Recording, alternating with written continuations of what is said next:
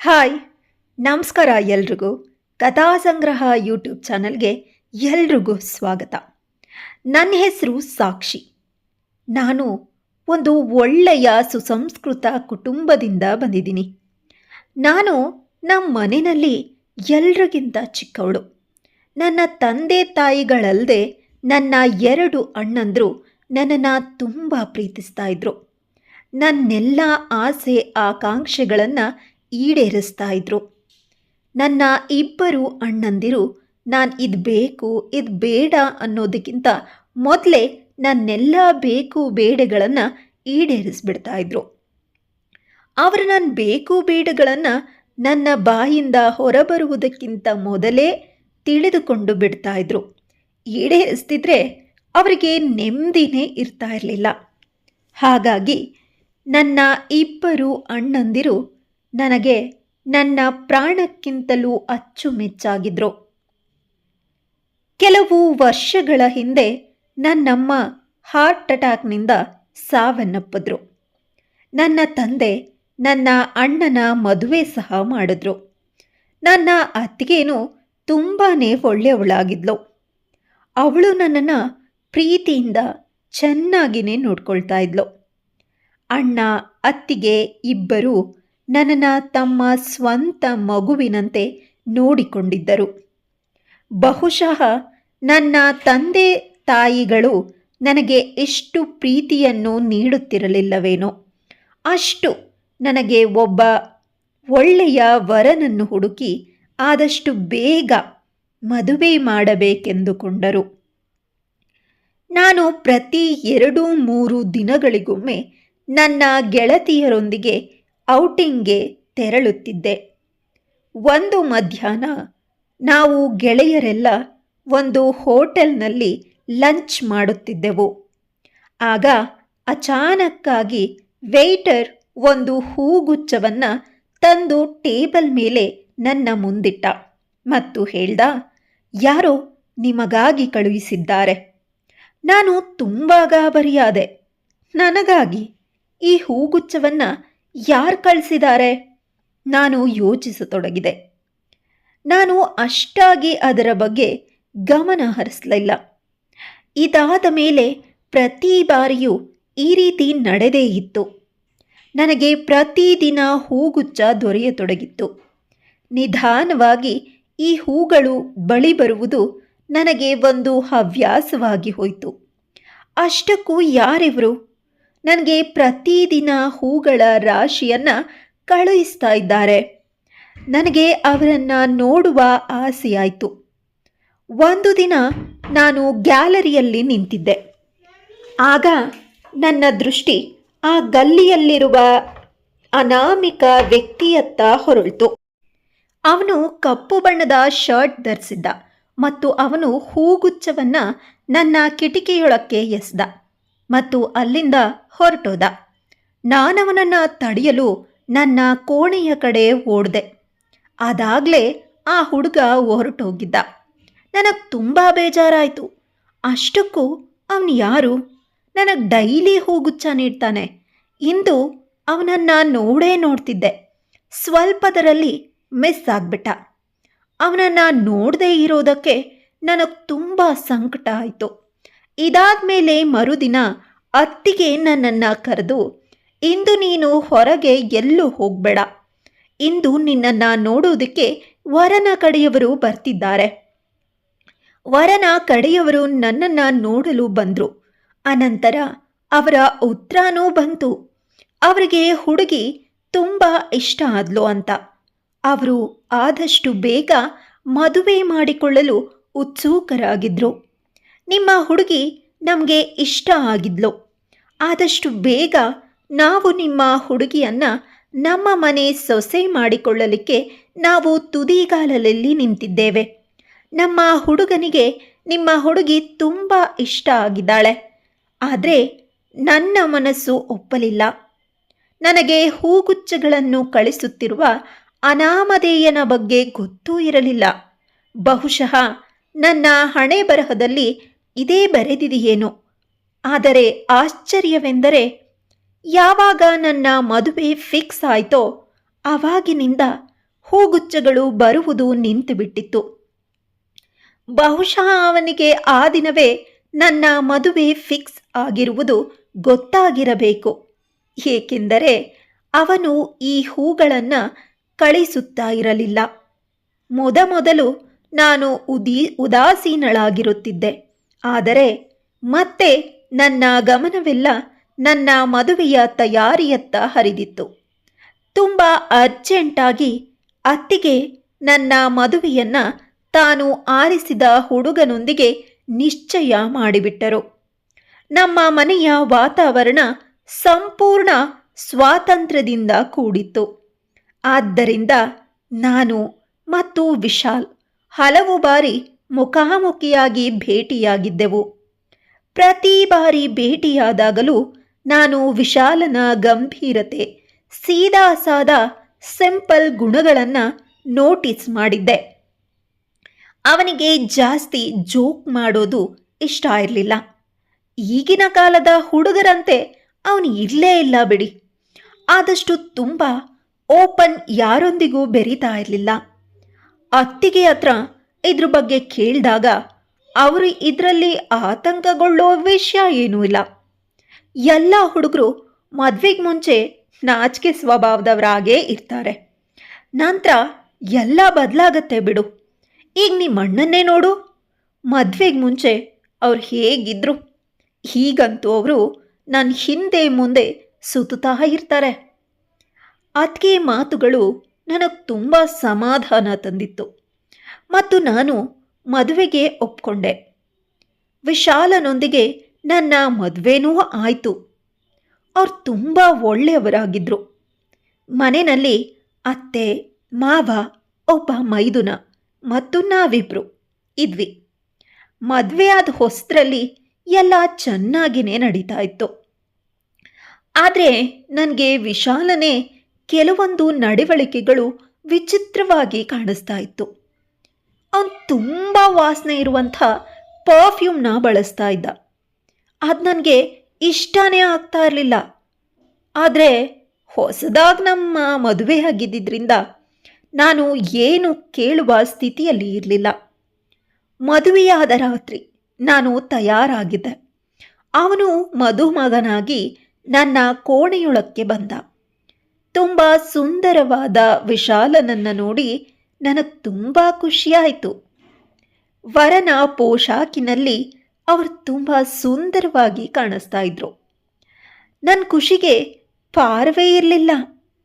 ಅವರ ಪರ್ಫ್ಯೂಮ್ನ ವಾಸನೆ ಜೋರಾಗಿ ಮೂಗಿಗೆ ಬಡಿತಾ ಇತ್ತು. ಅವ್ರ ನನ್ನ ಜೊತೆ ಮಾತಾಡ್ತಾ, ನೀನು ತುಂಬ ಸುಂದರವಾಗಿದೆಯಾ ಅಂದರು. ಅವರ ಹೊಗಳಿಕೆಗೆ ನನ್ನ ಮನದಲ್ಲಿ ಪ್ರಸನ್ನಳಾಗೋದೆ. ನನ್ನ ನಾಚಿಕೆಯಿಂದ ನನ್ನ ತಲೆ ಅಳ್ಳಾಡಿಸ್ದೆ. ನಿಧಾನವಾಗಿ ಬರಬರುತ್ತಾ ನಮ್ಮ ಮಾತುಕತೆ ಶುರು ಆಯಿತು. ಇಲ್ಲಿವರೆಗೆ ಅವ್ರು ನನಗೆ ಮುಖಾನೂ ತೋರಿಸಿರಲಿಲ್ಲ. ಅಷ್ಟರಲ್ಲಿ ನನ್ನ ಕಣ್ಣಿಗೆ ನಿದ್ದೆ ಜೋಂಪು ಹತ್ತಿತ್ತು ಮತ್ತು ನಾನು ಹಾಗೆ ಮಲಗಿಬಿಟ್ಟೆ. ಬೆಳಗ್ಗೆ ಎದ್ದಾಗ ನನಗೆ ತುಂಬ ನಾಚಿಕೆ ಆಯಿತು. ಆಗ ವಿಶಾಲ್, ಪರವಾಗಿಲ್ಲ, ನೀನು ತುಂಬ ಸುಸ್ತಾಗಿದ್ದರಿಂದ ನಿದ್ದೆ ಬಂದಿರಬಹುದು, ಪರಿಸ್ಥಿತಿಯನ್ನು ಅರ್ಥ ಮಾಡಿಕೊಂಡ್ರು. ಅವ್ರ ಬಗ್ಗೆ ನನಗೆ ಒಳ್ಳೆ ಭಾವನೆ ಮೂಡ್ತು. ಮೊದಲ ದಿನ ಮನೆಗೆ ಬಹಳ ನೆಂಟರು ಬಂದಿದ್ದರು. ಅವ್ರ ಜೊತೆ ಮಾತಾಡೋದು, ಹೇಳೋದು, ಕೂತ್ಕೊಳ್ಳೋದು ಇತ್ಯಾದಿಯಿಂದ ನಾನು ತುಂಬ ಸುಸ್ತಾಗ್ಬಿಟ್ಟಿದ್ದೆ. ಆದ್ದರಿಂದ ಸೊಂಟ ನೋವಿನಿಂದ ನಾನು ರೂಮಿಗೆ ಬಂದವಳೆ ಅಂಗಾತಳಾಗಿ ಮಲ್ಕೊಂಡೆ. ಆದರೆ ತಕ್ಷಣ ಕಣ್ಣಿಗೆ ನಿದ್ರೆ ಹತ್ತಿ ನಾನು ಇವತ್ತೂ ಕೂಡ ಮಲಗಿಬಿಟ್ಟೆ.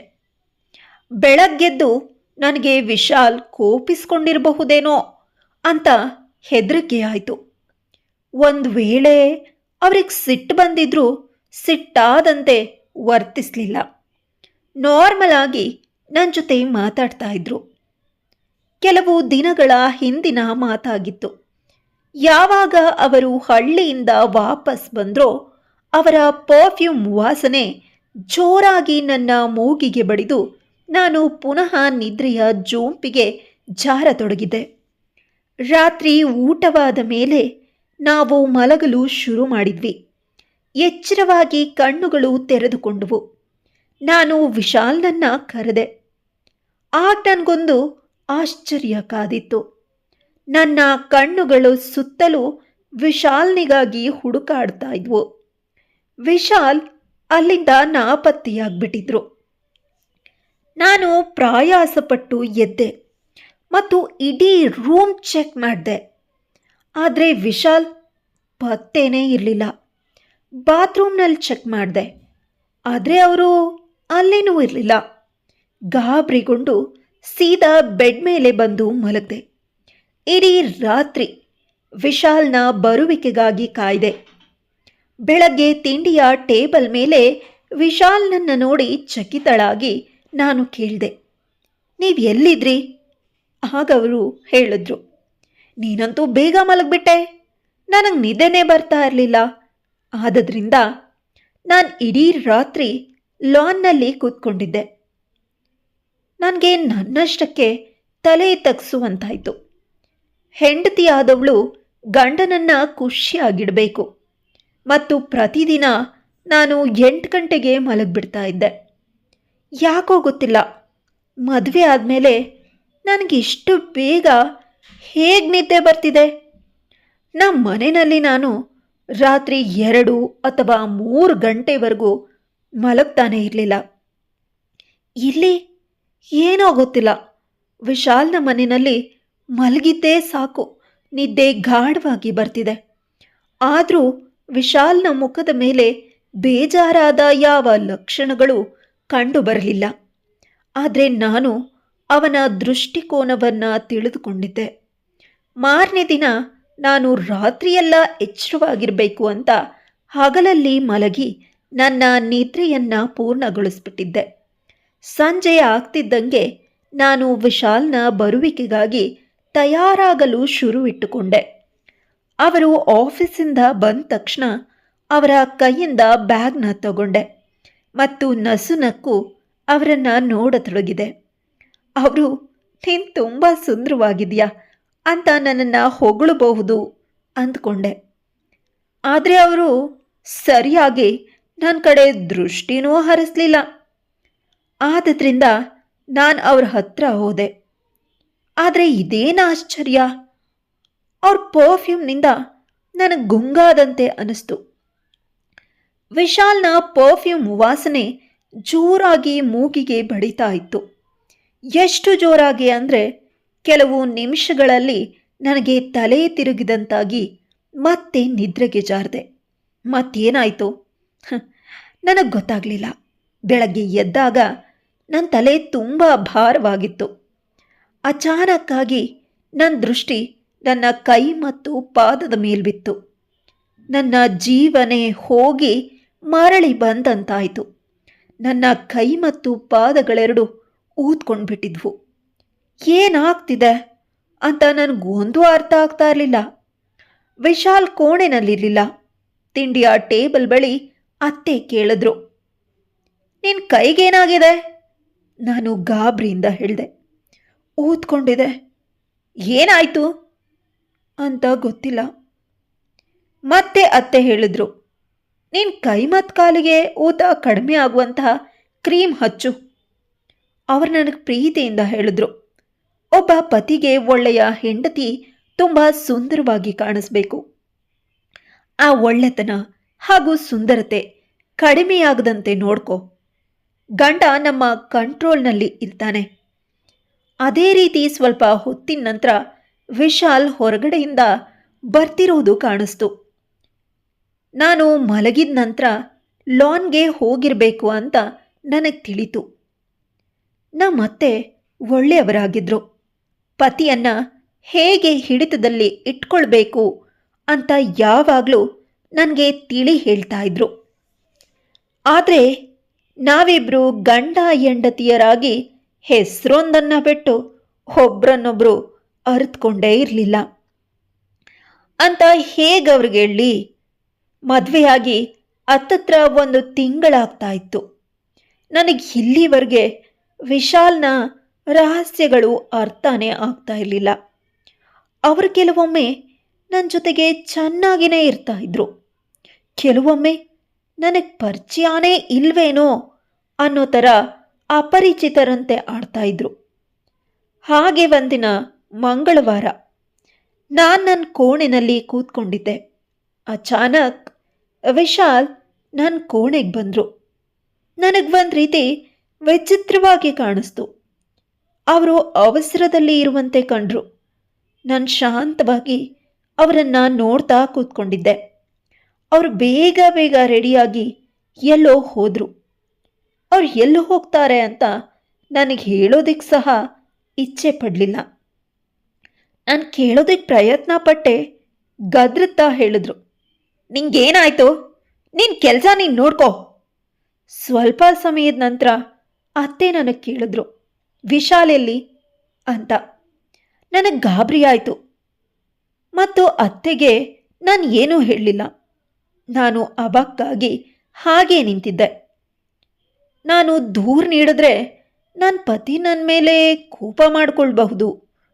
ಅವರು ಹೆಚ್ಚಿನ ಅವಧಿ ನನ್ನೊಂದಿಗೆ ಕೋಪಿಸ್ಕೊಂಡೇ ಇರ್ತಾ ಇದ್ರು. ಒಂದಿನ ನಾನು ತುಂಬ ಪ್ರಯತ್ನ ಪಟ್ಟೆ. ಇವತ್ತು ನಾನು ನಿದ್ರೇನೇ ಮಾಡಬಾರ್ದು ಅಂತ ತುಂಬ ಪ್ರಯತ್ನ ಪಟ್ಟೆ. ಆದರೂ ವಿಶಾಲ್ ಬಂದ ನಂತರ ಅವನಿಂದ ಜೋರಾಗಿ ಹೊರಹೊಮ್ಮೋ ಸುಗಂಧದ ಪರಿಮಳದಿಂದ ನನಗೆ ನಿದ್ರೆ ಬಂದ್ಬಿಡ್ತು. ಮಾರನೇ ದಿನ ನಾನು ವಿಶಾಲ್ಗೆ ಹೇಳಿದೆ, ನೀವು ಇಷ್ಟೊಂದು ಪ್ರಮಾಣದ ಪರ್ಫ್ಯೂಮ್ನ ಹಾಕ್ಕೊಳ್ಬೇಡಿ, ಬಹುಶಃ ಅದರಿಂದಾನೇ ನನಗೆ ನಿದ್ದೆ ಬರ್ತಾ ಇದೆ. ಆದರೆ ನನ್ನ ಮಾತುಗಳಿಗೆ ಅವ್ರು ಸಿಟ್ಟಿನಿಂದ ಹೇಳಿದ್ರು, ನೀನು ನಿನ್ನಿದ್ರೆ ಆರೋಪನ ನನ್ನ ಪರ್ಫ್ಯೂಮ್ ಮೇಲೆ ಯಾಕೆ ಹೊರಿಸ್ತಾ ಇದೆಯಾ? ನೀನು ಸ್ವತಃ ಯಾವಾಗಲೂ ಮಲ್ಗೇ ಇರ್ತೀಯ. ನಿನಗೆ ನನ್ನ ಬಗ್ಗೆ ಕಿಂಚಿತ್ತೂ ಕಾಳಜಿ ಇಲ್ಲ. ಗಂಡ ಕೆಲಸದಿಂದ ಮನೆಗೆ ಬಂದರೆ ಹೆಂಡತಿ ನಗ್ನಗ್ತಾ ಅವನನ್ನು ಸ್ವಾಗತಿಸ್ತಾಳೆ. ಆದರೆ ನೀನು ಯಾವಾಗಲೂ ಮಲ್ಕೊಂಡಿರ್ತೀಯ. ನಿನಗಂತೂ ಗೊತ್ತೇ ಇಲ್ಲ ಒಳ್ಳೆಯ ಹೆಂಡತಿ ಹೇಗಿರ್ತಾಳೆ ಅಂತ. ಅವ್ರ ಮಾತು ಕೇಳಿ ನಾನು ತುಂಬ ಅತ್ತೆ. ಅಷ್ಟು ಪ್ರಯತ್ನ ಪಟ್ಟರು ಅವ್ರ ಪರ್ಫ್ಯೂಮ್ನಿಂದ ನನ್ನ ದಿನ ರಾತ್ರಿ ಬೇಗ ನಿದ್ದೆ ಮಾಡಿಬಿಡ್ತಿದ್ದೆ ಮತ್ತು ಬೆಳಗಾದರೆ ಕೈಕಾಲು ಊದ್ಕೊಳ್ತಿತ್ತು. ನಾನು ನಿದ್ದೆ ಮಾಡೋದನ್ನು ತಡೆಯೋಕೆ ಆಗ್ತಾ ಇರಲಿಲ್ಲ. ಸ್ವತಃ ನಾನು ಎಷ್ಟೇ ಪ್ರಯತ್ನ ಪಟ್ಟರು ನಿದ್ದೆನ ತಡೆಯೋದಕ್ಕಾಗದೆ ಬೇಗ ನಿದ್ರೆಗೆ ಜಾರ್ಬಿಡ್ತಾ ಇದ್ದೆ. ಈಗೀಗ ನಮ್ಮ ಅತ್ತೆಗೆ ಅಲ್ಪ ಸ್ವಲ್ಪ ಇವರಿಬ್ಬರಲ್ಲಿ ಏನೋ ನಡೀತಿದೆ ಅಂತ ಅನುಮಾನ ಬಂತು. ಅವರು ಸಹ ನನಗೆ ಬುದ್ಧಿವಾದ ಹೇಳೋದಕ್ಕೆ ಶುರು ಮಾಡಿದ್ರು. ನಾನು ನನ್ನ ಗಂಡನ್ನ ಸರಿಯಾಗಿ ನೋಡ್ಕೊಳ್ಳೋದ್ರ ಬದಲು ಯಾವಾಗಲೂ ಮಲಗಿರ್ತೀನಿ ಅಂತ ಆರೋಪ ಮಾಡಿದ್ರು. ಆಗ ನಾನು ಇನ್ನೂ ಅಳತೊಡಗಿದೆ. ನಾನು ಎಲ್ಲ ಘಟನೆಗಳನ್ನು ಅವಲೋಕಿಸಿದಾಗ ನನಗೆ ಸೂಟ್ ಆಗದೇ ಇರುವಂಥದ್ದು ಏನೋ ಒಂದು ಆ ಪರ್ಫ್ಯೂಮ್ನಲ್ಲಿದೆ ಅಂತ ನಂಗನ್ನಿಸ್ತು. ನಾನು ಡ್ರೆಸ್ಸಿಂಗ್ ಟೇಬಲ್ ಮೇಲಿರೋ ಎಲ್ಲ ಪರ್ಫ್ಯೂಮ್ಗಳನ್ನು ಮೂಸಿ ನೋಡಿದೆ. ಆದರೆ ವಿಶಾಲ್ ಹಾಕುವಂಥ ಪರ್ಫ್ಯೂಮ್ ಅಲ್ಲೆಲ್ಲೂ ಇರಲಿಲ್ಲ. ಇದರ ಅರ್ಥ ಅವರು ಹೊರಗಡೆಯಿಂದಾನೇ ಪರ್ಫ್ಯೂಮ್ನ ಹಾಕ್ಕೊಂಡು ಬರ್ತಾ ಇದ್ರು. ರಾತ್ರಿ ವಿಶಾಲ್ ಮನೆಗೆ ಬಂದರು. ಫ್ರೆಶ್ ಆಗೋದಕ್ಕೆ ಬಾತ್ರೂಮ್ಗೆ ಹೋದಾಗ ನಾನು ಕದ್ದು ಮುಚ್ಚಿ ಅವ್ರ ಬ್ಯಾಗ್ನ ಚೆಕ್ ಮಾಡಿದೆ. ಅವ್ರ ಬ್ಯಾಗಲ್ಲಿ ಒಂದು ಪರ್ಫ್ಯೂಮ್ ಡಬ್ಬ ಇತ್ತು. ನಾನು ತರಾತುರಿಯಲ್ಲಿ ಪರ್ಫ್ಯೂಮನ್ನು ಮೂಸಿ ಅದರ ಪರಿಮಳವನ್ನು ಉಸಿರಿನಿಂದ ಸೆಳೆಕೊಂಡೆ. ತಕ್ಷಣ ಎಚ್ಚರ ಆಗೋಯ್ತು. ಪರ್ಫ್ಯೂಮ್ನಿಂದಾನೇ ನನಗೆ ನಿದ್ದೆ ಬರ್ತಾ ಇದೆ ಅಂತ ಈಗ ಕನ್ಫರ್ಮ್ ಆಯಿತು. ಈಗ ನಾನು ಏನು ಮಾಡಿಬಿಟ್ಟೆ? ನಾನು ಮೇಲೆಲ್ಲ ಪರ್ಫ್ಯೂಮ್ ಚಿಮ್ಕಿಸ್ಬಿಟ್ಟಿದ್ದೆ. ಈಗೇನು ಮಾಡೋದು ಅಂತ ಯೋಚಿಸ್ತಿರುವಾಗಲೇ ನಿದ್ದೆ ಮಾಡಿಬಿಟ್ಟೆ. ನನ್ನ ಪತಿ ನಾನು ಎಲ್ಲ ಹೆಂಡತಿಯರಂತೆ ಅವನ ಬರುವಿಕೆಯನ್ನು ಕಾಯೋದಿಲ್ಲ, ಬದಲಾಗಿ ಅವನು ಬಂದ ತಕ್ಷಣ ಮಲ್ಕೊಂಡು ಬಿಡ್ತೀನಿ ಅಂತ ನನ್ನ ಮೇಲೆ ರೇಗ್ತಾ ಇದ್ದ. ಪರ್ಫ್ಯೂಮ್ ಬಗ್ಗೆ ಹೇಳಿದ್ರೆ ಸಿಟ್ಟಿಂದ ನಾನೇ ಪರ್ಫ್ಯೂಮ್ ಹಾಕೋತೀನಿ, ಆದರೆ ನಂಗೆ ಯಾಕೆ ನಿದ್ದೆ ಬರಲ್ಲ? ಹಾಗೂ ಅದರಿಂದ ದೂರ ಇರೋದಕ್ಕೆ ನಾನು ನಿದ್ದೆ ಮಾಡಿಬಿಡ್ತಾ ಇದ್ದೀನಿ ಅಂತ ವಿಶಾಲ್ ನನ್ನ ಮೇಲೆ ಆರೋಪ ಮಾಡ್ತಾ ಇದ್ದ. ಆದರೆ ನನಗೆ ಅವನಿಗೆ ಹೇಗೆ ತಿಳಿ ಹೇಳಬೇಕೋ ಅರ್ಥನೇ ಆಗಲಿಲ್ಲ. ಸ್ವತಃ ನನಗೂ ಸಹ ತಿಳಿಲಿಲ್ಲ ಯಾಕೆ ತಲೆ ಸುತ್ತಾ ಇದೆ ಅಂತ. ಪರ್ಫ್ಯೂಮಿಂದ ನನಗೆ ನಿದ್ದೆ ಯಾಕೆ ಬರ್ತಿದೆ? ಪ್ರತಿದಿನ ನಾನು ಈ ರೀತಿ ನಾಟಕದಿಂದ ಬೇಸತ್ತು ಹೋಗಿದ್ದೆ. ಆದ್ದರಿಂದ ನಾನು ಈ ಪರ್ಫ್ಯೂಮ್ ರಹಸ್ಯನ ಅರಿಲೇಬೇಕು ಅಂತ ನಿರ್ಧಾರ ಮಾಡಿದೆ. ವಿಶಾಲ್ ಬರೋದಕ್ಕಿಂತ ಮೊದಲು ತುಂಬ ಹತ್ತಿನ ಮೂಗ್ನಲ್ಲಿ ಹಾಕ್ಕೊಂಡು ಅವನು ಬಂದ ತಕ್ಷಣ ನಿದ್ದೆ ಬರುವಂತೆ ಮಲ್ಕೊಂಡೆ. ವಿಶಾಲ್ನಿಗೆ ಅನುಮಾನ ಬರದೇ ಇರಲಿ ಅಂತ ನಾನು ಕಣ್ಮುಚ್ಚಿ ನಿದ್ರಿಸುವಂತೆ ನಟಿಸಿದೆ. ಯಾವಾಗ ನಾನು ಸಣ್ಣದಾಗಿ ಕಣ್ಣು ತೆರೆದು ನೋಡಿದ್ನೋ ಆಗ ವಿಶಾಲ್ ಬ್ಯಾಗ್ನಿಂದ ಪರ್ಫ್ಯೂಮನ್ನು ತೆಗೆದು ನನ್ನ ಮುಖಕ್ಕೆ ಮತ್ತೊಮ್ಮೆ ಸ್ಪ್ರೇ ಮಾಡ್ದ. ನಾನು ತತ್ತರಿಸೋದೆ. ನಾನು ನಿದ್ದೆ ಹೋಗಲಿ ಅಂತಾನೆ ಸ್ವತಃ ವಿಶಾಲ್ ನನ್ನ ಮುಖಕ್ಕೆ ಪರ್ಫ್ಯೂಮ್ ಸಿಂಪಡಿಸ್ತಾ ಇದ್ದ. ಮತ್ತು ನಾನು ಉದ್ದೇಶಪೂರ್ವಕ ನಿದ್ದೆ ಮಾಡ್ತಾ ಇದ್ದೀನಿ ಅಂತ ಮತ್ತೆ ನನ್ನ ಮೇಲೇ ಆರೋಪ ಮಾಡ್ತಾ ಇದ್ದ. ನನ್ನ ಅದೃಷ್ಟ ಚೆನ್ನಾಗಿತ್ತು. ಆ ಪರ್ಫ್ಯೂಮ್ ಪ್ರಭಾವ ನನ್ನ ಮೇಲೆ ಆಗಬಾರ್ದಂತ ನಾನು ಮೂಗಲ್ಲಿ ಹತ್ತಿ ಹಾಕ್ಕೊಂಡಿದ್ದೆ ಮತ್ತು ಉಸಿರನ್ನು ಬಿಗಿ ಹಿಡಿದಿಟ್ಕೊಂಡಿದ್ದೆ. ನನ್ನ ಮೇಲೆ ಪರ್ಫ್ಯೂಮ್ ಸ್ಪ್ರೇ ಮಾಡಿದ ನಂತರ ವಿಶಾಲ್ ಸ್ನಾನಕ್ಕೆ ಹೋದ. ಸ್ನಾನವಾದ ಮೇಲೆ ಕೋಣೆಯಿಂದ ಹೊರಗಡೆ ಹೋದ. ನಂತರ ಅವ್ರು ಎಲ್ಲಿ ಹೋಗ್ತಾರೆ ಅಂತ ತಿಳಿಯೋದಕ್ಕೆ ನಾನು ಎದ್ದು ಕೂತ್ಕೊಂಡೆ. ವಿಶಾಲ್ ಲಾನ್ನಲ್ಲಿ ಕುಳಿತು ಯಾರೊಂದಿಗೋ ಮಾತಾಡ್ತಾ ಇದ್ರು. ನನ್ನ ಮನಸ್ಸಿನಲ್ಲಿ ಏನೋ ಗೊಂದಲ. ಅಷ್ಟಕ್ಕೂ ಏನು ನಡೀತಿದೆ ಇಲ್ಲಿ? ಅವನು ನನ್ನಿಂದ ಯಾಕೆ ದೂರ ಇದ್ದಾನೆ? ನನ್ನ ಮೇಲೆ ಯಾಕೆ ಆರೋಪ ಮಾಡ್ತಾ ಇದ್ದಾನೆ? ಅಷ್ಟಕ್ಕೂ ನನ್ನೊಂದಿಗೆ ಯಾಕೆ ಈ ರೀತಿ ವರ್ತಿಸ್ತಾ ಇದ್ದಾನೆ? ಬಹುಶಃ ಅವನು ನನ್ನನ್ನು ಇಷ್ಟಪಡ್ತಾ ಇಲ್ಲ ಅನಿಸುತ್ತೆ. ನಾನು ಅವನ ಹೃದಯದಲ್ಲಿ ನೆಲೆಸೋದಲ್ಲಿ ಅವನ ಪ್ರೀತಿನ ನನ್ನದಾಗಿಸ್ಕೊಳ್ಳೋದಕ್ಕೆ ತೀರ್ಮಾನಿಸಿದೆ. ಆದ್ದರಿಂದ ಮಾರನೇ ದಿನ ನಾನು ಮಾರ್ಕೆಟ್ಗೆ ಹೋಗಿ ನನ್ನ ಪತಿಗಾಗಿ ಗಿಫ್ಟ್ ತರೋಣ ಅಂತ ಅಂದ್ಕೊಂಡೆ. ಅವನು ಹುಟ್ಟಿದ ದಿನಾನು ಹತ್ತಿರ ಬರ್ತಾ ಇತ್ತು ಮತ್ತು ಅವನಿಗೆ ಪ್ರೀತಿಯ ಉಡುಗೊರೆ ನೀಡಬೇಕು ಅಂತ ನಾನು ಅಂದ್ಕೊಂಡೆ. ಇದರಿಂದಾದರೂ ಅವನ ಮನ ನನ್ನ ಕಡೆಗೆ ಆಕರ್ಷಿತವಾಗಲಿ ಅನ್ನೋದಾಗಿತ್ತು. ನಾನು ಶಾಪಿಂಗ್ ಮಾಲ್ನಿಂದ ಗಿಫ್ಟ್ ಖರೀದಿ ಮಾಡಿ ವಾಪಸ್ ಬರ್ತಿರುವಾಗ ರಸ್ತೆ ಬದಿ ನಿಂತಿರುವ ವಿಶಾಲ್ನ ಕಾರ್ನತ್ತ ನನ್ನ ದೃಷ್ಟಿ ಹೊರಳಿತು. ವಿಶಾಲ್ ನನ್ನ ನೋಡಿ ನಾನು ದಂಗಾಗಿ ಹೋದೆ. ಈ ಸಮಯದಲ್ಲಿ ಇವರು ಆಫೀಸಲ್ಲಿ ಇರಬೇಕಾಗಿತ್ತಲ್ವಾ? ಇಷ್ಟೊತ್ತಲ್ಲಿ ಇವರು ಇಲ್ಲೇನು ಮಾಡ್ತಾ ಇದ್ದಾರೆ? ಅಷ್ಟರಲ್ಲಿ ಒಂದು ಸುಂದರ ಯುವತಿ ಕಾರಿನಿಂದ ಇಳಿದ್ಲು. ಅವರು ಆ ಸುಂದರ ಯುವತಿಯೊಂದಿಗೆ ಒಂದು ಹೋಟೆಲ್ ಒಳಗಡೆ ಹೊಕ್ಕರು.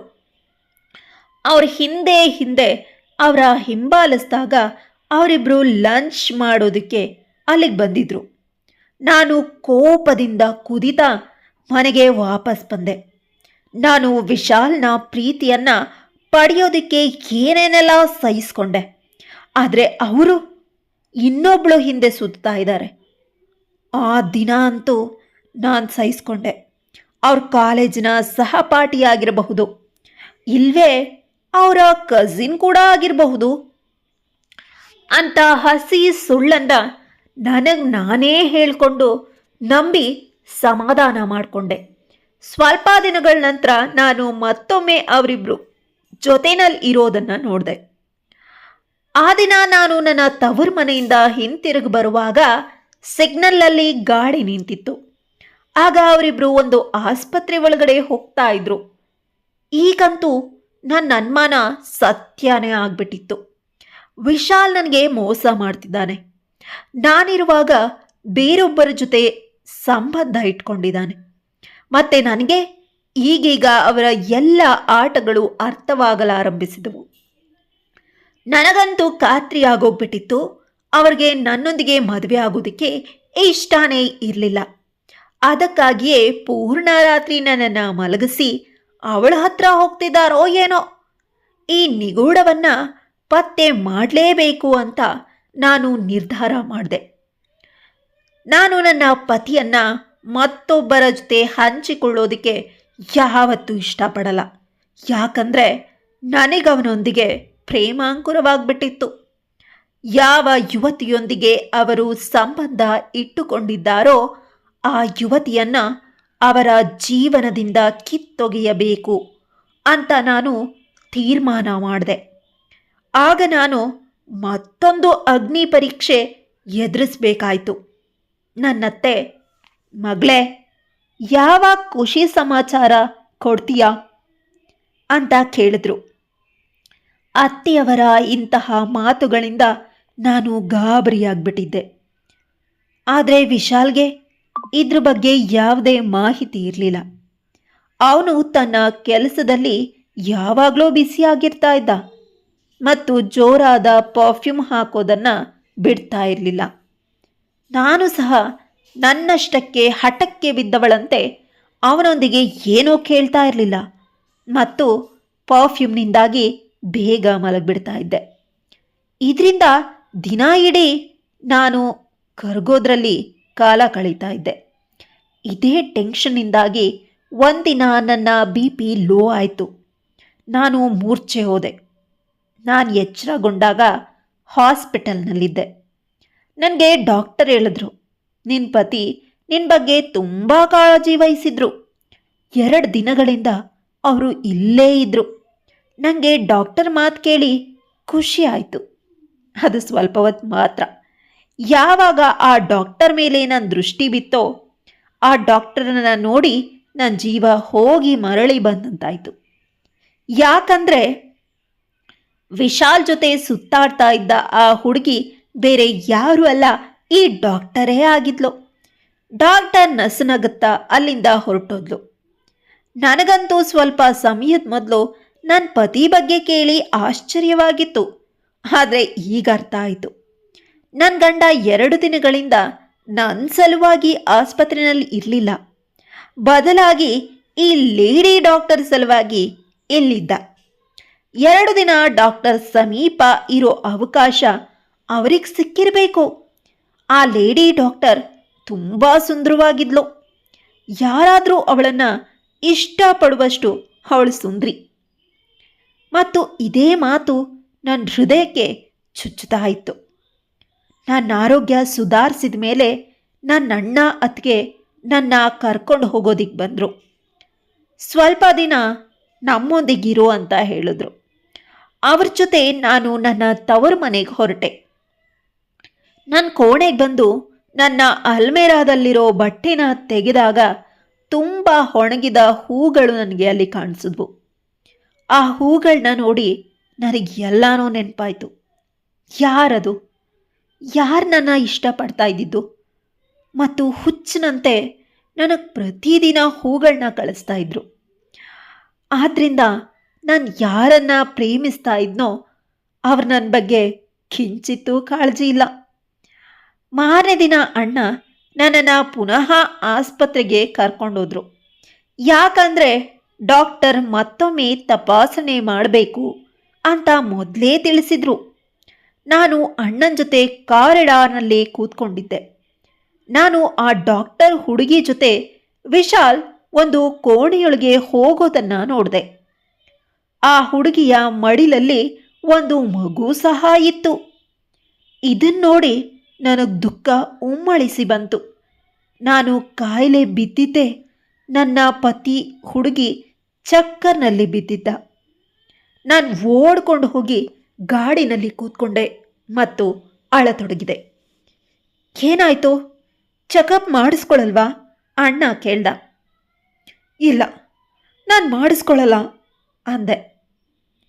ಮತ್ತು ಯಾವಾಗ ಮಾಡಿಸ್ಕೊಳ್ತೀಯಾ ಅಂತಂದೆ. ಮತ್ಯಾವಾಗಾದರೂ ಮಾಡಿಸ್ಕೊಳ್ತೀನಿ. ಈಗ ನನಗೆ ಈ ಹಾಸ್ಪಿಟಲ್ನಲ್ಲಿ ಇರೋದಕ್ಕಾಗ್ತಾ ಇಲ್ಲ.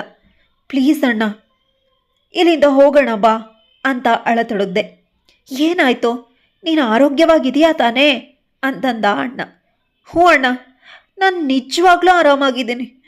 ಆದರೆ ನನಗೀಗ ಮನೆಗೆ ಹೋಗಬೇಕು, ಪ್ಲೀಸ್ ಬಾ ಅಂದೆ. ಈಗ ನಾವು ಮನೆಗೆ ಬಂದ್ವಿ. ಮನೆಗೆ ಬಂದು ನಾನು ಕೋಪದಿಂದ ಕುದೀತಾ ಇದ್ದೆ. ನನ್ನ ಕೈ ಕಾಲೇ ಆಡ್ತಾ ಇರಲಿಲ್ಲ. ನನ್ನ ಮನ ಶೂನ್ಯವಾಗಿತ್ತು ಮತ್ತು ನಾನು ಆ ಹುಡುಗಿನ ನಮ್ಮ ಜೀವನದಿಂದ ಮಾಯ ಮಾಡಿಬಿಡಬೇಕು ಅಂದ್ಕೊಂಡೆ. ಮಾಯ ಮಾಡಿ ನನ್ನ ಪತಿ ಅವಳ ಹಿಂದೆ ಹೋಗೋದನ್ನು ಬಿಟ್ಟು ಯಾವಾಗಲೂ ನನ್ನವರೇ ಆಗಿರಬೇಕು ಅಂತ ಅಂದ್ಕೊಂಡು ಮಾರನೇ ದಿನ ನಾನು ಅತ್ತಿಗೆಗೆ ಹೇಳಿ ಒಬ್ಬಳೇ ಆಸ್ಪತ್ರೆಗೆ ಬಂದೆ. ಇವತ್ತು ಆ ಡಾಕ್ಟರ್ ಜೊತೆ ಚೆನ್ನಾಗಿ ಒಳ್ಳೆ ಪ್ರೀತಿಯಿಂದ ಮಾತಾಡಬೇಕು ಅಂತ ಅಂದ್ಕೊಂಡೆ. ಆಗ ಡಾಕ್ಟರ್ ಕೆಫೆನಲ್ಲಿದ್ದಾರೆ ಅಂತ ರಿಸೆಪ್ಷನಿಸ್ಟ್ನಿಂದ ತಿಳಿತು. ಅಲ್ಲಿಗೆ ಹೋಗಿ ನೋಡಿದಾಗ ನನಗೆ ನಿಜವಾಗ್ಲೂ ಆಶ್ಚರ್ಯ ಕಾದಿತ್ತು. ನಾನು ಅವಳ ಹತ್ರ ಹೋದಂತೆ ಅವಳು ನಕ್ಕು ಎದ್ದು ನಿಂತ್ಕೊಂಡ್ಳು ಮತ್ತು ನನ್ನ ಆರೋಗ್ಯ ವಿಚಾರಿಸತೊಡಗಿದ್ಲು. ತನ್ನ ಜೊತೆ ನಿಂತ್ಕೊಂಡಿದ್ದ ಅವರ ಕಡೆಗೆ ಕೈ ತೋರಿಸ್ತಾ ನನಗೆ ಹೇಳಿದ್ಲು, ಇವರು ನನ್ನ ಹಸ್ಬೆಂಡ್ ಮತ್ತು ಇವನು ನನ್ನ ಮುದ್ದಿನ ಮಗ. ಕುರ್ಚಿಯಲ್ಲಿ ಕೂತಿದ್ದ 2 ವರ್ಷದ ಮಗುವನ್ನು ಎತ್ಕೊಂಡು ಹೇಳಿದ್ಲು. ಆ ಮಗುವನ್ನು ನೆನ್ನೆ ಅವಳು ಮಡ್ಲಲ್ಲಿ ನೋಡಿದ್ದೆ. ಅವಳು ನನ್ನ ಕಡೆ ನಸುನಗುತ್ತಾ ಹೇಳಿದ್ಲು, ನಾವಿಬ್ಬರು ಇಷ್ಟಪಟ್ಟು ಮದುವೆ ಆಗಿದ್ದೀವಿ. ನಾನು ಒಂದು ಮಗುವಿನ ತಾಯಿ ಅಂತ ಯಾರಿಗೂ ಅನಿಸೋದೇ ಇಲ್ಲ. ನಾನಂತೂ ಅವಳಿಂದ ಈ ರೀತಿ ಮಾತುಗಳನ್ನು ನಿರೀಕ್ಷೆನೇ ಮಾಡಿರಲಿಲ್ಲ. ಅವಳು ನನ್ನ ಪತಿನ ಬುಟ್ಟಿಗೆ ಹಾಕ್ಕೊಂಡ್ಬಿಟ್ಟಿದ್ದಾಳೆ ಅಂತ ನಾನು ಅಂದ್ಕೊಂಡಿದ್ದೆ. ಆದರೆ ಅವಳು ಸ್ವತಃ ಮದುವೆಯಾಗಿರೋಳಾಗಿದ್ಲು ಮತ್ತು ಒಂದು ಮಗುವಿನ ತಾಯಿ ಸಹ. ತನ್ನ ಜೀವನದಲ್ಲಿ ತುಂಬ ಖುಷಿಯಾಗಿರುವಂತೆ ಕಾಣಿಸ್ತಾ ಇದ್ಲು. ಮತ್ತೆ ವಿಶಾಲ್ನೊಂದಿಗೆ ಇವಳಿಗೆ ಏನು ಸಂಬಂಧ? ಅವಳು ಮುಂದೆ ಹೇಳತೊಡಗಿದ್ಲು, ವಿಶಾಲ್ ಯಾವಾಗಲೂ ನಿಮ್ಮ ಬಗ್ಗೆ ಹೇಳ್ತಾನೆ ಇರ್ತಾನೆ. ಅವನಿಗೆ ನಿಮ್ಮ ಬಗ್ಗೆ ಹೆಚ್ಚು ಕಾಳಜಿ ಇದೆ. ವಿಶಾಲ್ನಂತಹ ಗಂಡನ್ನ ಪಡೆಯೋದಕ್ಕೆ ನೀನು ತುಂಬ ಪುಣ್ಯ ಮಾಡಿದೀಯಾ. ಡಾಕ್ಟರ್ ಮಾತು ಕೇಳಿ ನನ್ನ ತಲೆಗೆ ಯಾರೋ ಇರ್ದಿದ್ದಾರೇನೋ ಅನ್ನೋ ಅಷ್ಟು ನೋವಾಯಿತು. ಇವಳೇನಾದರೂ ಸುಳ್ಳು ಹೇಳ್ತಾ ಇದ್ದಾಳಲ್ಲ. ವಿಶಾಲ್ ಅಂತೂ ನನ್ನ ಕಡೆಗೆ ನೋಡೋಕ್ಕೂ ಇಷ್ಟಪಡ್ತಾ ಇರಲಿಲ್ಲ. ಇದನ್ನೇ ನಾನು ಅವಳಿಗೂ ಕೂಡ ಹೇಳಿದೆ. ಅವಳು ನನ್ನ ನಂಬ್ದೇನೆ ನನ್ನ ಕಡೆ ನೋಡಿ ಹೇಳಿದ್ಲು, ನಿನಗಿನ್ನೂ ವಾಸ್ತವದ ಬಗ್ಗೆ ಕಿಂಚಿತ್ತೂ ತಿಳಿದಿಲ್ಲ. ಸತ್ಯ ಏನಂತ ತಿಳ್ಕೊ. ಇದನ್ನು ಕೇಳಿ ಒಂದಂತೂ ನನಗೆ ಅರ್ಥ ಆಯಿತು, ಏನೋ ಸತ್ಯ ಇದೆ, ಅದನ್ನು ನಾನು ತಿಳ್ಕೊಳ್ಬೇಕು ಅಂತ. ನಾನು ಆಸ್ಪತ್ರೆಯಿಂದ ಮನೆ ಕಡೆ ಹೊರಟೆ. ನನ್ನ ಅತ್ತೆ ಮತ್ತು ಮಾವ ನನ್ನ ನೋಡಿ ತುಂಬ ಖುಷಿಪಟ್ಟರು. ನಾನು ಬಂದಿದ್ದು ವಿಶಾಲ್ಗೆ ಹೇಳಬೇಡಿ ಅಂತ ಅವರಲ್ಲಿ ಕೇಳಿಕೊಂಡೆ. ವಿಶಾಲ್ಗೆ ನಾನು ಮನೆಗೆ ಬಂದದ್ದು ತಿಳಿದಿರಲಿಲ್ಲ. ಆದದ್ರಿಂದ ಅವರು ಇಂದು ಕೋಣೆಗೆ ಬಂದಾಗ ಪರ್ಫ್ಯೂಮ್ ಹಾಕಿರಲಿಲ್ಲ. ಹಿಂದೂ ನನ್ನನ್ನು ಮಲಗಿಸೋದಕ್ಕೆ ಇನ್ನೇನು ಕಸರತ್ತು ನಡೆಸ್ತಾರೆ ಅಂತ ನಾನು ನೋಡಬೇಕಾಗಿತ್ತು, ಪರೀಕ್ಷೆ ಮಾಡಬೇಕಾಗಿತ್ತು. ಅಚಾನಕ್ಕಾಗಿ ನಾನು ಅವನ ಮುಂದೆ. ಅವನು ನನ್ನನ್ನು ನೋಡಿ ಗಾಬರಿಯಿಂದ ನೀನು ಯಾವಾಗ ಬಂದೆ ಅಂತ ಕೇಳ್ದ. ನೀ ಸ್ವತಃ ಹೇಳ್ತಾ ಇದ್ರಿ ನೀವು ಆಫೀಸ್ನಿಂದ ಬಂದ ತಕ್ಷಣ ನಾನು ಮಲಗಿಬಿಡ್ತೀನಿ ಅಂತ. ಅದಕ್ಕೋಸ್ಕರ ಇವತ್ತು ನಿಮ್ಮೆಲ್ಲ ಕಂಪ್ಲೇಂಟ್ಗಳಿಗೆ ಒಂದು ಕೊನೆ ಹಾಡಬೇಕು ಅಂತ ಬಂದಿದ್ದೀನಿ. ವಿಶಾಲ್ನ ಮುಖ ಬೆಳೆಸ್ಕೊಬಿಟ್ಟಿತ್ತು ಮತ್ತು ಹೇಳತೊಡಗ್ದ, ಇಲ್ಲ ನೀನು ಮಲ್ಕೊ, ನಿನಗೆ ಹುಷಾರಿಲ್ವಲ್ಲ, ನೀನು ರೆಸ್ಟ್ ತಗೋ. ನಾನು ನನ್ನ ಸ್ಟಡಿ ರೂಮ್ಗೆ ಹೋಗ್ತಾ ಇದ್ದೀನಿ, ನನಗೆ ಸ್ವಲ್ಪ ಕೆಲಸ ಇದೆ. ಅವ್ರು ಎದ್ದು ಕೋಣೆಯಿಂದ ಹೊರಗಡೆ ಹೊರಟೇ ಬಿಟ್ಟರು. ನನಗೆ ತುಂಬ ಸಿಟ್ಟು ಬಂತು. ಸಿಟ್ಟಿಂದ ಕೋಣೆಯಲ್ಲಿದ್ದ ವಸ್ತುಗಳನ್ನೆಲ್ಲ ಎಸೆಯತೊಡಗಿದೆ. ನಾನು ಅಲ್ಮೆರಾದಿಂದ ಬಟ್ಟೆಗಳನ್ನು ಬೆಡ್ ಮೇಲೆ ಎಸೆದೆ. ನಾನು ತವರಿಗೆ ವಾಪಸ್ ಹೋಗಲೇಬೇಕು ಅಂತ ಎಲ್ಲ ಬಟ್ಟೆಗಳನ್ನು ಪ್ಯಾಕ್ ಮಾಡೋದಕ್ಕೆ ಬಟ್ಟೆಗಳನ್ನು ಹೊರತೆಗೆದೆ. ಆಗ ಅಚಾನಕ್ಕಾಗಿ ಒಂದು ಲಕೋಟೆ ಬಟ್ಟೆಗಳ ರಾಶಿಯಿಂದ ಕೆಳಗಡೆ ಬಿತ್ತು. ನಾನು ಆ ಲಕೋಟೆಯನ್ನು ಎತ್ಕೊಂಡೆ. ಅದು ಯಾವುದು? ಹಾಸ್ಪಿಟಲ್ಲೇ ಲಕೋಟೆಯಾಗಿತ್ತು. ಬಹುಶಃ ನಂದೇ ರಿಪೋರ್ಟ್ ಇರ್ಬೋದು ಅಂತ ಓಪನ್ ಮಾಡಿದೆ. ರಿಪೋರ್ಟ್ ಓದ್ತಾ ಓದ್ತಾ ಹೋದಂತೆ ನಾನು ಅವಾಕ್ಕಾಗೋದೆ. ಅದು ವಿಶಾಲ್ನ ರಿಪೋರ್ಟ್ ಆಗಿತ್ತು. ಅವನಿಗೆ ಬ್ರೈನ್ ಟ್ಯೂಮರ್ ಇತ್ತು. ಈ ಎಲ್ಲ ಮರ್ಮವನ್ನು ತಿಳಿದು ನನಗೆ ಸಹಿಸ್ಕೊಳ್ಳೋದಿಕ್ಕಾಗಲಿಲ್ಲ. ಆಕಾಶವೇ ಕಳಚಿ ತಲೆ ಮೇಲೆ ಬಿದ್ದಂತಾಯಿತು. ನಾನು ಹಾಗೆ ನೆಲದಲ್ಲಿ ಕುಸಿದೆ. ಇದು ಸತ್ಯ ಅಂತ ನನಗೆ ನಂಬೋದಕ್ಕೆ ಆಗಲಿಲ್ಲ. ವಿಶಾಲ್ನ ಹಿಂದೆ ಸ್ಟಡಿ ರೂಮ್ಗೆ ಹೋದೆ. ರೂಮ್ ನೋಡಿ ನನಗೆ ಇನ್ನೂ ಆಶ್ಚರ್ಯ ಆಯಿತು. ಆ ಕೋಣೆಯ ತುಂಬೆಲ್ಲ ನನ್ನ ಫೋಟೋಗಳೇ ತುಂಬಿದ್ವು. ಎಲ್ಲ ಫೋಟೋಗಳು ನನಗೆ ಹೂ ಕಳಿಸೋ ಸಂದರ್ಭದ ಫೋಟೋಗಳಾಗಿದ್ವು. ಇದನ್ನು ತಿಳಿದು ಆಕಾಶವೇ ಕಳಚಿ ನನ್ನ ತಲೆ ಮೇಲೆ ಬಿದ್ದಂತಾಯಿತು. ಅವನ ಮುಂದೆ ಹೋಗಿ ರಿಪೋರ್ಟ್ ಮುಂದಿಟ್ಟೆ. ಆಗವನು ಬೆಚ್ಚಿ ಬಿದ್ದ. ನಾನು ಅಳ್ತಾ ಹೇಳಿದೆ, ಏನಿದೆಲ್ಲ, ಇದನ್ನೆಲ್ಲ ನಾನಿದ ಯಾಕೆ ಮುಚ್ಚಿಟ್ಟೆ? ಅವ್ರು ತಪ್ಪಿತಸ್ಥರಂತೆ ಹೇಳಿದ್ರು. ನಾನು ನಿನ್ನನ್ನು ತುಂಬ ಪ್ರೀತಿಸ್ತಾ ಇದ್ದೀನಿ. ನೀನು ನನಗೆ ಇಷ್ಟ ಆಗಿಬಿಟ್ಟಿದ್ದೆ. ನಾನೇ ನಿನಗೆ ಹೂಗುಚ್ಛಗಳನ್ನೆಲ್ಲ ಕಳಿಸ್ತಾ ಇದ್ದಿದ್ದು. ನಿನ್ನ ಫೋಟೋನ ಕ್ಲಿಕ್ಕಿಸಿ ಇಲ್ಲಿ ಸ್ಟಡಿ ರೂಮ್ನಲ್ಲಿ ಹಾಕ್ತಾ ಇದ್ದೆ. ನಾನು ನಿನ್ನೊಂದಿಗೆ ಮದುವೆ ಆಗಬೇಕು ಅಂತ ಇಷ್ಟಪಟ್ಟಿದ್ದೆ. ಅದಕ್ಕೋಸ್ಕರನೇ ಮದುವೆ ವಿಷಯ ಮಾತಾಡೋದಕ್ಕೆ ನಮ್ಮ ಮನೆಯವ್ರನ್ನ ಸಹ ನಿಮ್ಮ ಮನೆಗೆ ಕಳಿಸಿದ್ದೆ. ಅದಾದಮೇಲೆ ನನ್ನ ಆರೋಗ್ಯ ಹಾಳಾಯಿತು. ನನಗೆ ಬ್ರೈನ್ ಟ್ಯೂಮರ್ ಇರೋದು ನನಗೆ ಆಮೇಲೆ ಗೊತ್ತಾಯಿತು. ಇದನ್ನು ಗುಣಪಡಿಸ್ಬೋದಾಗಿತ್ತು, ಯಾಕಂದರೆ ಇದು ಫಸ್ಟ್ ಸ್ಟೇಜಲ್ಲಿತ್ತು. ಯಾರಲ್ಲಿಯೂ ನನಗೆ ಬ್ರೈನ್ ಟ್ಯೂಮರ್ ಇರೋದನ್ನು ನಾನು ತಿಳಿಸಲೇ ಇಲ್ಲ. ಮದುವೆಗೂ ಮೊದಲು ನಾನು ಚಿಕಿತ್ಸೆ ತಗೊಂಡು ಗುಣಮುಖ ಆಗಿಬಿಡ್ತೀನಿ ಅನ್ನೋ ಆಶಾ ಭಾವನೆ ಇತ್ತು ನನಗೆ. ಆದರೆ ಡಾಕ್ಟರ್ ಅಂದರು, ಇನ್ನು 2 ತಿಂಗಳು ಚಿಕಿತ್ಸೆ ನಿನಗೆ ಬೇಕಾಗತ್ತೆ. ನಿನಗೆ ಗೊತ್ತಾಗಬಾರ್ದು ಅಂತ ಮೂರ್ಛೆ ಹೋಗುವಂತೆ ಮಾಡುವ ಘಾಟು ಪರ್ಫ್ಯೂಮನ್ನು ಹಾಕ್ಕೊಂಡು ಒಳಗಡೆ ಬರ್ತಾ ಇದ್ದೆ. ಯಾಕಂದರೆ ನಿನಗೆ ಬೇಗ ನಿದ್ದೆ ಬರಲಿ ಅಂತ ಹಾಗೆ ಮಾಡ್ತಾ ಇದ್ದೆ. ನಾನು ಸ್ನಾನ ಮಾಡ್ತಾ ಇದ್ದಿದ್ದರಿಂದ ನನ್ನ ಮೇಲೆ ಆ ಪರ್ಫ್ಯೂಮ್ ಪ್ರಭಾವ ಬೀರ್ತಾ ಇರಲಿಲ್ಲ. ನಾನು ಬೇಗ ಗುಣಮುಖನಾಗಿ ಎಲ್ಲವನ್ನ ನಿನಗೆ ಹೇಳಬೇಕು ಅಂದ್ಕೊಂಡಿದ್ದೆ. ಗುಣಮುಖವಾಗದಿದ್ದರೆ ನಿನ್ನನ್ನು ಸ್ವತಂತ್ರವಾಗಿರೋದಕ್ಕೆ ಬಿಟ್ಬಿಡ್ತಾ ಇದ್ದೆ. ನಾನು ಸಂಸಾರ ಶುರು ಮಾಡಿ ನನ್ನಿಂದಾಗೆ ನಿನ್ನ ಜೀವನ ಹಾಳಾಗಬಾರ್ದು ಅಂತ ಈ ರೀತಿ ಯೋಚನೆ ಮಾಡಿದ್ದೆ. ನಿನಗೆ ಅನ್ಯಾಯ ಆಗಲೇಬಾರ್ದು. ಹುಡುಗಿ ನನ್ನ ಕಾಲೇಜು ಸಹಪಾಠಿ, ಗೆಳೆಯನ ಹೆಂಡತಿ, ತುಂಬ ಒಳ್ಳೆಯ ಡಾಕ್ಟರ್. ನನ್ನ ಚಿಕಿತ್ಸೆ ಅವರ ಆಸ್ಪತ್ರೆಯಲ್ಲೇ ನಡೀತಾ ಇದೆ. ಅವಳೇ ನನಗೆ ಚಿಕಿತ್ಸೆ ನೀಡ್ತಾ ಇದ್ದಾಳೆ. ನೀನು ನನ್ನ ಮೇಲೆ ಅನುಮಾನ ಪಟ್ಟಿರೋದು ನನಗೆ ಗೊತ್ತು. ಆ ದಿನ ನಾವಿಬ್ಬರು ಲಂಚ್ ಮಾಡೋದನ್ನು ನೀನು ನೋಡಿಬಿಟ್ಟಿದ್ದೆ. ಆ ದಿನ ನನ್ನ ಗೆಳೆಯನ ಜೊತೆ ಲಂಚ್ಗೆ ಹೊರಟಿದ್ದೆ. ಮಧ್ಯದಲ್ಲಿ ನನ್ನ ಗೆಳೆಯನಿಗೆ ಏನೋ ಅರ್ಜೆಂಟ್ ಕೆಲಸ ಇದ್ದಿದ್ದರಿಂದ ನೀವು ಲಂಚ್ನ ಶುರು ಮಾಡಿ, ನಾನು 10 ಮಿನಿಟ್ಸ್ನಲ್ಲಿ ಬರ್ತೀನಿ ಅಂತ ಹೇಳಿದ್ದ. ಅದೇ ವೇಳೆ ನಾವಿಬ್ಬರು ಲಂಚ್ ಮಾಡ್ತಾ ಇರೋದನ್ನು ನೋಡಿ ಬೇಜಾರಾಗಿ ಅಲ್ಲಿಂದ ಹೊರಟ್ಬಿಟ್ಟೆ. ನೀನು ಹೊರಟಿದ್ದಾದಮೇಲೆ ನನ್ನ ಗೆಳೆಯ ಬಂದು ಜಾಯಿನ್ ಆಗಿದ್ದ. ನನ್ನ ಬಗ್ಗೆ ನೀನು ಏನೆಲ್ಲ ಯೋಚನೆ ಮಾಡಿದೀಯಾ ಅಂತ ನನ್ನ ಪತಿಯ ಬಾಯಿಂದ ಹೊರಟ ಮಾತುಗಳನ್ನು ಕೇಳಿ ನಾನು ದಂಗಾಗಿ ಹೋದೆ. ಅವ್ರು ಎಂಥ ಒಳ್ಳೆಯವರಾಗಿದ್ದರು. ಇನ್ನೊಬ್ಬರನ್ನು ಕಷ್ಟದಿಂದ ಪಾರು ಮಾಡಿ ತಾವೊಬ್ಬರೇ ಸಹಿಸ್ಕೊಂಡಿದ್ರು. ಇಷ್ಟು ದೊಡ್ಡ ರೋಗ ಇದ್ದರೂ ಯಾರಿಗೂ ಗೊತ್ತಾಗದಂತೆ ನೋಡಿಕೊಂಡ್ರು. ಅವರು ಎಷ್ಟು ದೊಡ್ಡ ರೋಗದೊಂದಿಗೆ ಹೋರಾಡ್ತಾ ಇದ್ರು. ಆದರೆ ನಾನು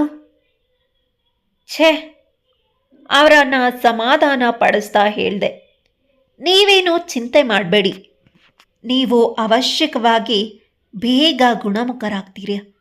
ಮತ್ತೆ ದೇವರು ದಯೆ ತೋರ್ದಿದ್ರು ನೀವು ಗುಣಮುಖರಾಗದಿದ್ದರೂ ಆಗಲು ನಾನು ನಿಮ್ಮ ಜೊತೆ ಇರ್ತೀನಿ. ನಿಮ್ಮ ಪ್ರತಿ ಹೆಜ್ಜೆಗೂ ನಾನು ನಿಮ್ಮೊಂದಿಗೇ ಇರ್ತೀನಿ. ವಿಶಾಲ್ ನನಗೆ ಕೃತಜ್ಞತೆ ತಿಳಿಸ್ದ ಮತ್ತು ಕೈ ಮುಗಿದು ಕ್ಷಮಿಸು ಅಂತ ಕೇಳ್ಕೊಂಡ. ನಾನವರಲ್ಲಿ ಕ್ಷಮೆ ಕೇಳಿದೆ. ಯಾಕಂದರೆ ಇಲ್ಲಿವರೆಗೆ ಅವ್ರ ಬಗ್ಗೆ ತುಂಬ ಕೆಟ್ಟದಾಗಿ ಯೋಚನೆ ಮಾಡಿದ್ದೆ ಮತ್ತು ಸ್ವತಃ ತಾನೇ ಅವರನ್ನು ಚೆನ್ನಾಗಿ ನೋಡ್ಕೊಳ್ಬೇಕಾಗಿದೆ. ಮತ್ತು 2 ತಿಂಗಳ ನಂತರ ವಿಶಾಲ್ ಅವರ ಸರ್ಜರಿ ಆಯಿತು ಮತ್ತು ಅವರ ಟ್ಯೂಮರ್ ಸರಿಯಾಯಿತು. ಇಂದು ನಾವು ಸತಿಪತಿಗಳು, ಇಬ್ಬರು ಪರಸ್ಪರ ಖುಷಿಯಾಗಿದ್ದೇವೆ. ಸುಖ ದುಃಖಗಳು ಜೀವನದಲ್ಲಿ ಬರ್ತಾ ಇರುತ್ತೆ.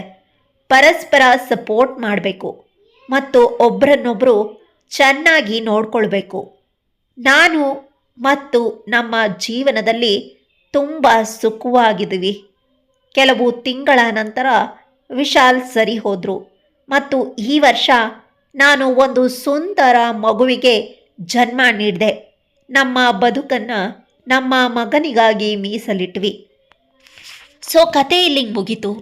ಕತೆ ಇಷ್ಟ ಆಗಿದ್ರೆ ಲೈಕ್ ಮಾಡಿ, ಹೇಗನ್ನಿಸ್ತು ಕಮೆಂಟ್ ಮಾಡಿ, ಬೇರೆಯವ್ರಿಗೆ ಶೇರ್ ಮಾಡಿ.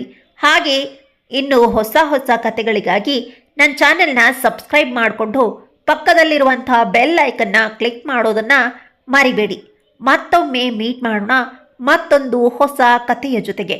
ಅಲ್ಲಿವರೆಗೂ ಬಾಯ್.